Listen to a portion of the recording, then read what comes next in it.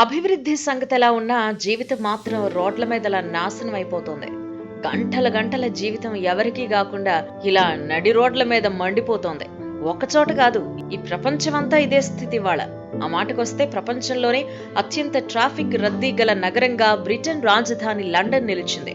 ఇక్కడ 10 కిలోమీటర్ల ప్రయాణానికి సగటున 37 నిమిషాలకు పైగా పడుతున్నట్టు టామ్ ట్రాఫిక్ సూచి 2023లో వెల్లడించింది. ఆ తర్వాత ఐర్లాండ్లోని డబ్లిన్, కెనడాలోని టొరంటో నగరాలు 2-3 స్థానాల్లో నిలిచాయి.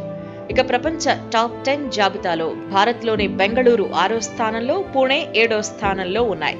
55 దేశాల్లోని 387 నగరాల్లో 60 కోట్లకు పైగా ఇన్ కార్ నావిగేషన్ సిస్టంలు, స్మార్ట్ ఫోన్ల సమాచారం ఆధారంగా ఈ నివేదికను రూపొందించినట్టు సంస్థ తెలిపింది.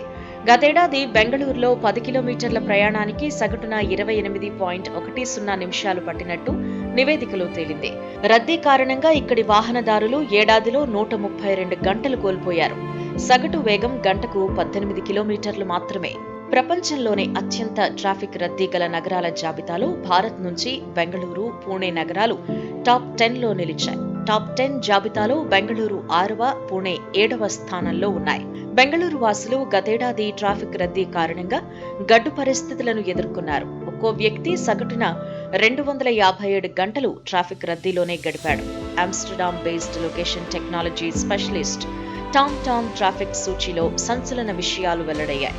గతేడాది ప్రపంచంలోని ప్రముఖ నగరాల్లో ట్రాఫిక్ రద్దీని పరిశీలించి టామ్ ఈ నివేదికను వెల్లడించింది. గతేడాది ప్రపంచంలోని ప్రముఖ పుణేలో 10 కిలోమీటర్లకు 27.50 నిమిషాల సమయం పట్టింది. స్థానికంగా వాహనాల సగటు వేగం గంటకు 19 కిలోమీటర్లుగా ఉంది. మొత్తం జాబితాలో ఢిల్లీ, ముంబైలు 44, 54వ స్థానాల్లో నిలిచాయి. టామ్ జాబితాలో దేశ రాజధాని ఢిల్లీ, 44వ ఆర్థిక రాజధాని ముంబై 54వ స్థానాల్లో నిలిచాయి. ఢిల్లీలో 10 కిలోమీటర్ల సగటు ప్రయాణ సమయం 21 నిమిషాల 40 సెకండ్లుగా, ముంబైలో అదే దూరానికి 21 నిమిషాల 20 సెకండ్లుగా నమోదైంది.